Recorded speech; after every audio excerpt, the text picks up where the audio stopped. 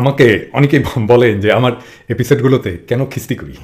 তবে আমি জানি যে আমাকে যারা এই গালি দিতে নিষেধ করেন তাদের অনেকেই আমাকে পছন্দ করেন, আবার অনেকেই আছেন যারা আমাকে দারুণ অপছন্দ করেন। তাই আমি এপিসোডটা বানাইছি দুইটা ভাগে। প্রথম ভাগে তাদের জন্য কথা বলবো যারা আমাকে পছন্দ করেই আমাকে বন্ধুসুলভ পরামর্শ দিচ্ছেন, আর দ্বিতীয় পর্বে আলাপ করবো যারা আমাকে অপছন্দ করে এই কথাগুলো বলে। আমাকে কারা অপছন্দ করে জানেন তো?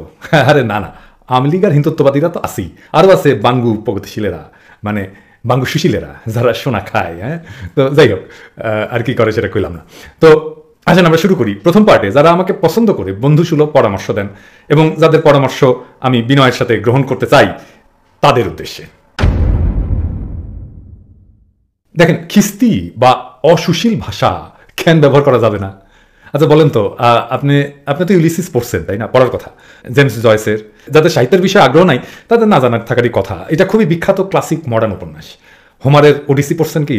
না পড়লে অসুবিধা নাই, আমি বলি। ট্রয়ের যুদ্ধের ঘটনা জানেন তো? ওই যে এক সুন্দরী ছিল না, হেলেন অফ ট্রয়, তার নিয়ে যুদ্ধ হয়েছিল প্রাচীনকালে। সেই যুদ্ধের পরে যুদ্ধের এক সেনাপতি জাহাজে করে ঘরে ফিরতেছে, কিন্তু কিছুতে এসে ফিরতে পারতেছে না। একের পর এক দৈব দুর্বিপাক এসে তারে আবার গভীর সমুদ্রে ফেলাই দিচ্ছে।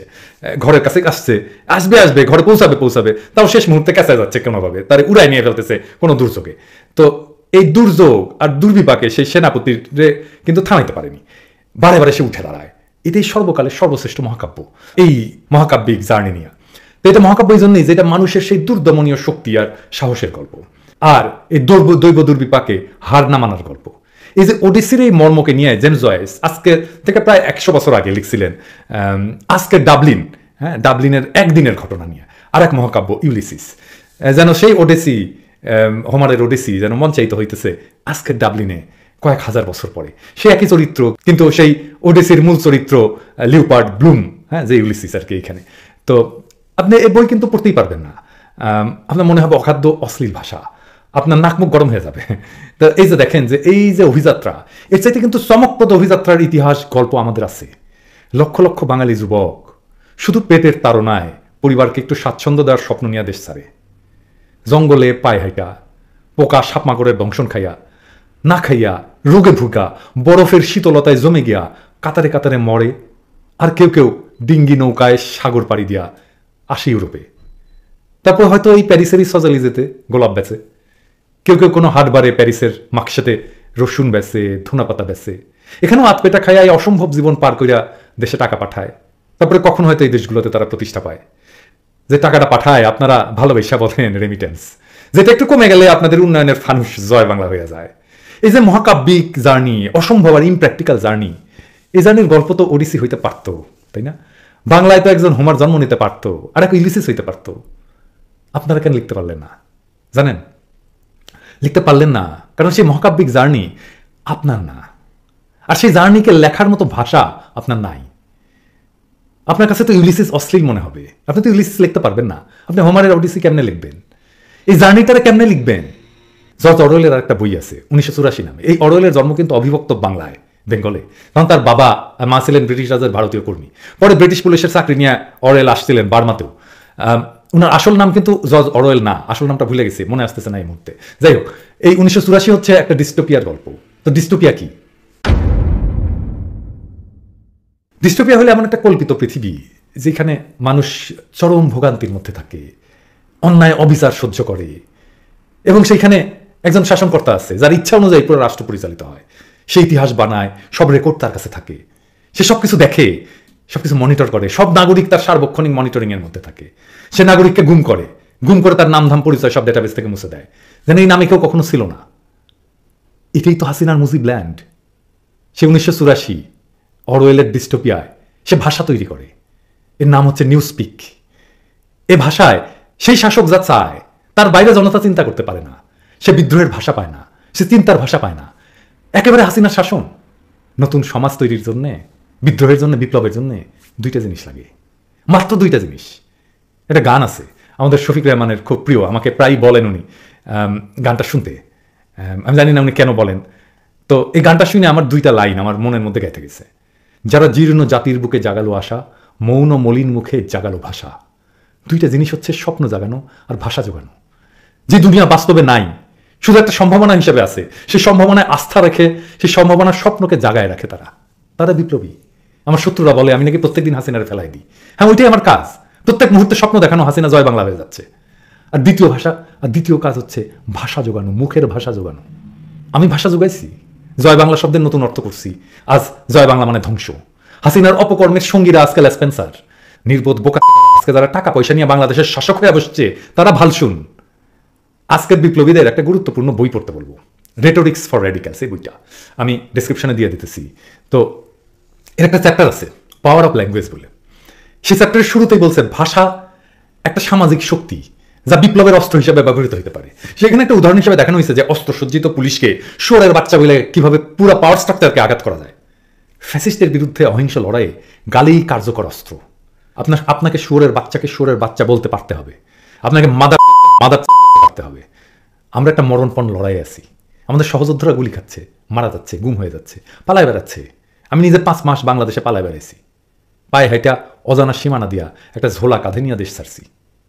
এখানেও নিরাপদে নাই, ক্রমাগত হুমকির মধ্যে আছি। এখানেও আমার নাকি জয় বাংলা করে দেওয়ার জন্য খুঁজে আমালিগারা।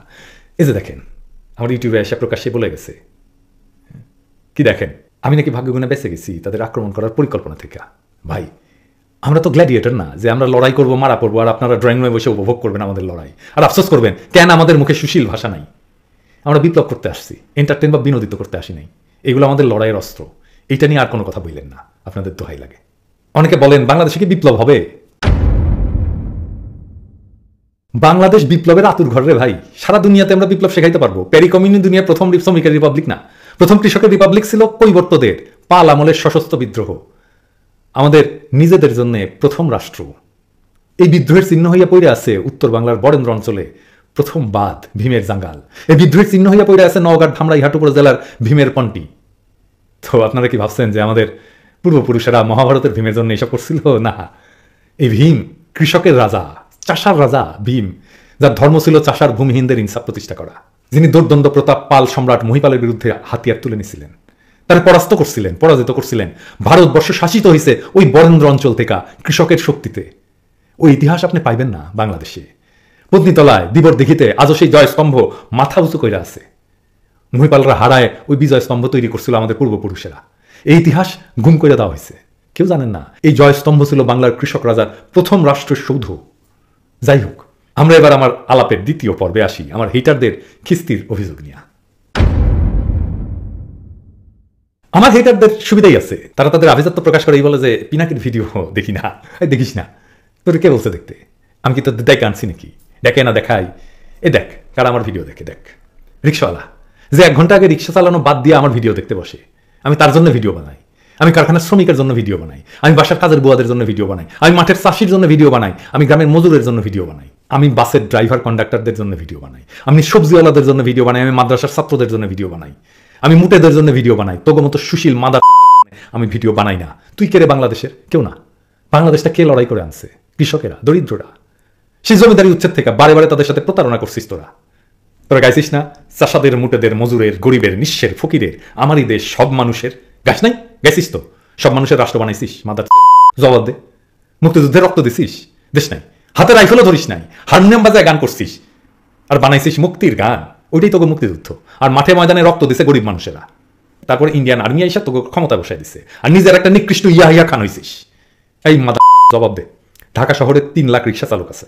এক ঢাকা শহরে যদি 3 লাখ রিক্সা চালক থাকে, তাহলে সারা দেশে কতজন রিক্সা চালায়? কোনোদিন ভাবছিস এরা কি খায়, কি পড়ে, এদের স্বপ্নটা কি? এরা অসুখ হইলে কি করে? এদের কোন রোগ হয়?